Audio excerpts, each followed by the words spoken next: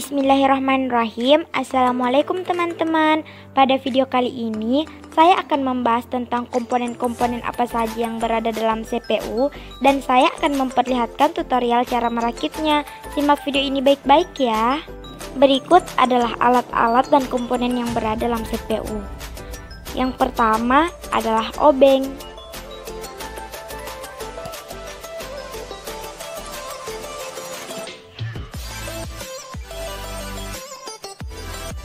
Yang kedua adalah baut.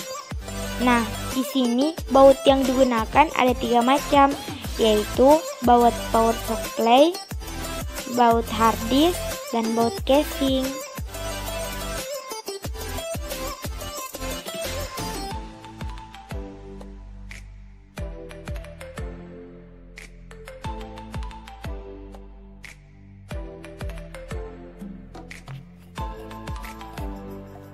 Nah, yang ini namanya hard disk. Hard disk adalah tempat menyimpan seluruh data atau berupa video, audio, teks, dan lainnya.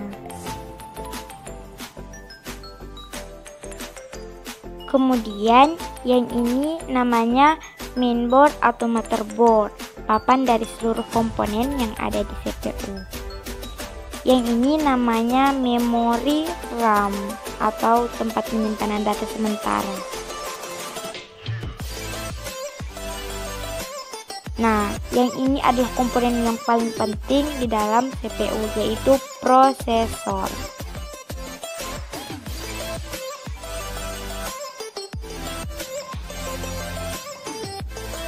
Nah, kalau dua kabel ini namanya kabel SATA.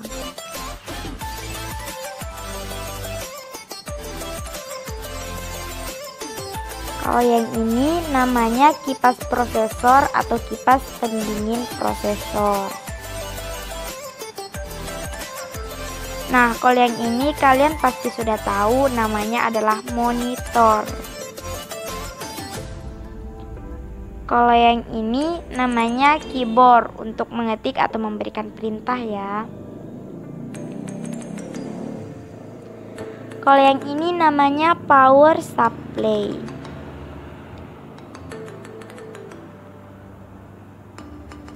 Kalau yang ini namanya CD-ROM atau tempat pemutar DVD atau CD.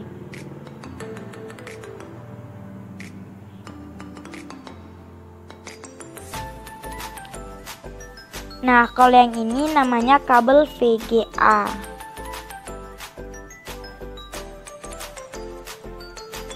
Kalau yang ini namanya kabel power.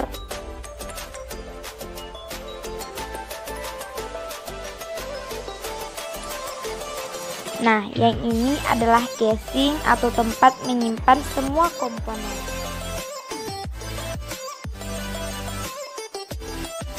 Teman-teman, saat ingin memasang prosesor harus memperhatikan segitiga yang berada di sudut atas dan lubang yang berada di samping prosesor.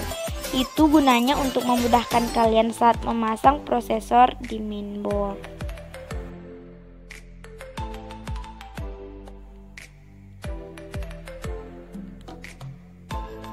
Teman-teman, ketika kalian ingin memasang RAM, perhatikan lubang kecil yang ada pada RAM. Kemudian, kalian sesuaikan lubang itu dengan tempat yang telah disediakan. Tekan RAM hingga mengeluarkan bunyi klik dan lepaskan.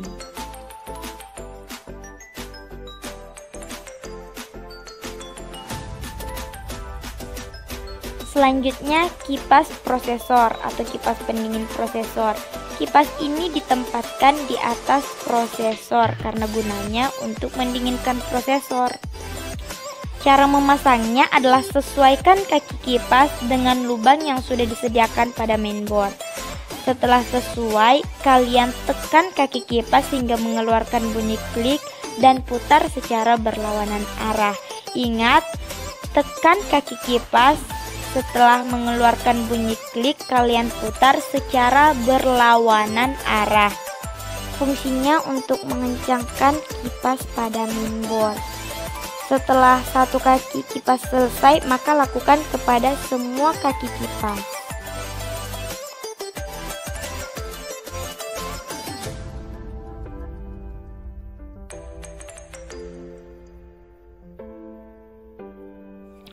Kemudian tancapkan kabel kipas prosesor pada tempat yang telah disediakan.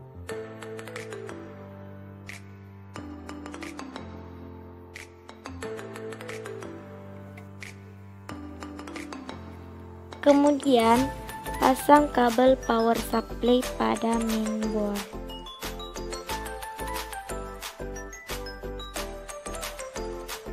Perhatikan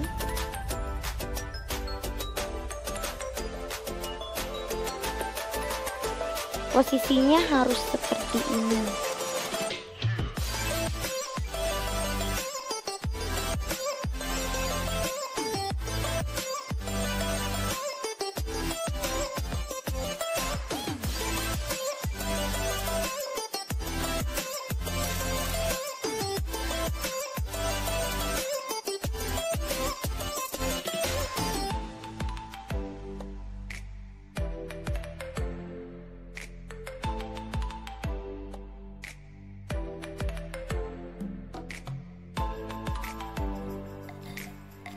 Versi baru dan versi lama kabel yang terdapat pada power supply.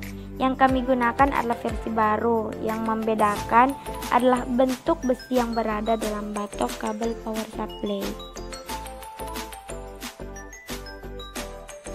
Kami menggunakan kabel yang sesuai dengan kebutuhan. Tancapkan salah satu kabel power supply pada hard disk.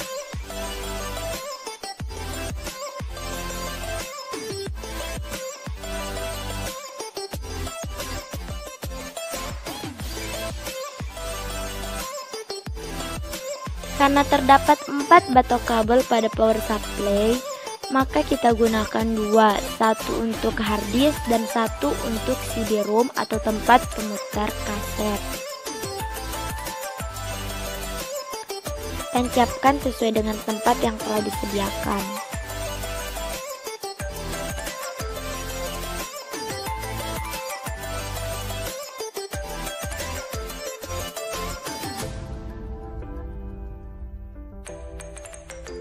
Tancapkan salah satu ujung kabel SATA pada mainboard. Kemudian, ujung yang lainnya ditancapkan di sebelah kabel power supply yang terdapat pada CD-ROM dan pada hard disk.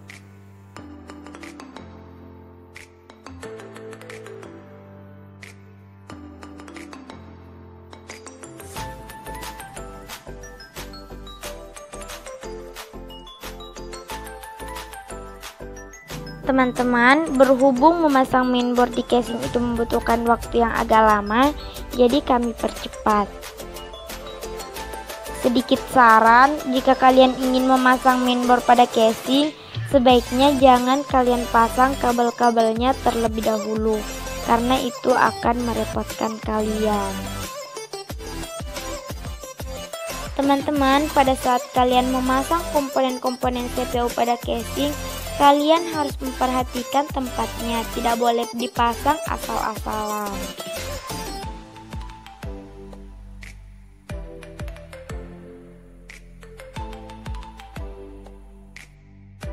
Teman-teman, sambil menempatkan komponen-komponen yang lain pada tempatnya dalam casing, alangkah baiknya jika kalian membersihkan kabel-kabel yang berserakan atau yang berantakan di atas prosesor, di atas kipas prosesor. Kenapa? Karena itu dapat menyebabkan kipas prosesor tidak berputar. Kabel-kabel kecil ini namanya kabel panel. Kalau yang ini namanya kabel USB dan yang ini namanya kabel audio. Kabel panel harus dipasang sesuai dengan pasangannya. Karena jika tidak sesuai dengan pasangannya, maka kabel-kabel ini tidak akan berfungsi seperti semestinya.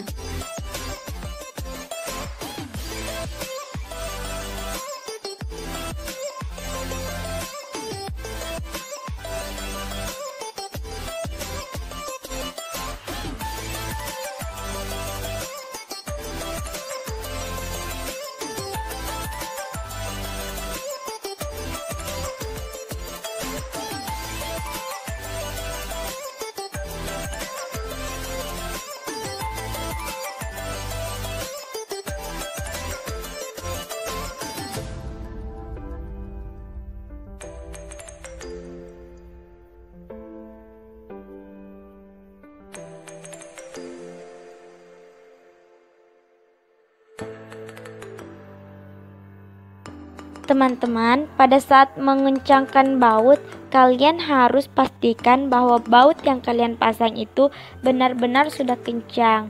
Fungsinya apa? Fungsinya supaya casing tidak mudah terlepas.